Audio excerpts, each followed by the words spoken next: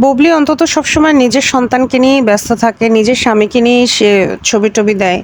আর আমাদের অপু বিশ্বাস সারাক্ষণ অন্যের স্বামী, অন্যের হাসব্যান্ড, বয়ফ্রেন্ড, তারপরে অন্যের বাচ্চা-কাচ্চাকে নিয়ে সবসময় সোশ্যাল মিডিয়াতে ছবি দেয়। আমরা অতীতেও দেখেছি।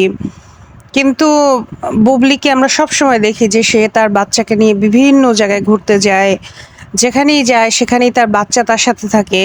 কিন্তু অপু বিশ্বাসের বাচ্চা কিন্তু সবসময় তার সাথে থাকে না। বলা যায় একা একাই থাকে এবং বিভিন্ন জেলায় হচ্ছে ফটোশুটে যায় বাচ্চাকে একা বাসায় রেখে।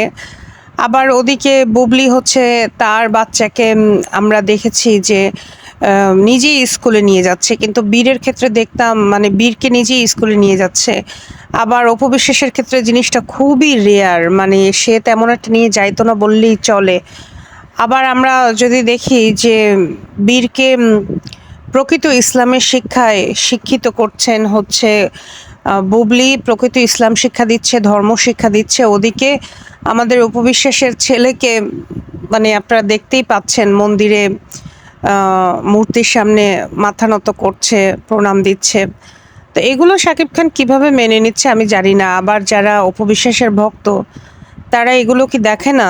এগুলো কি তাদের কাছে খুব ভালো লাগে? একটা আমি আসলে মাঝে মাঝে কনফিউজড হয়ে যাই যে এটা কি আসলেই শাকিব খানের ছেলে কিনা।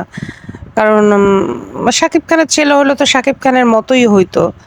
বা শাকিব খান অন্তত সেই দিকে গুরুত্ব দিত যে আমার ছেলেটা কিভাবে ধর্মকর্ম পালন করবে বা কি সেই।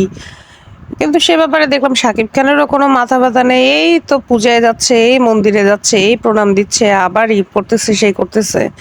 আবার দেখি শাকিব খানের সাথে জুম্মায় যায়। এগুলা কি? ইসলাম কি ভাই এগুলো নিয়ে মানে তামাশা করার বিষয় নাকি?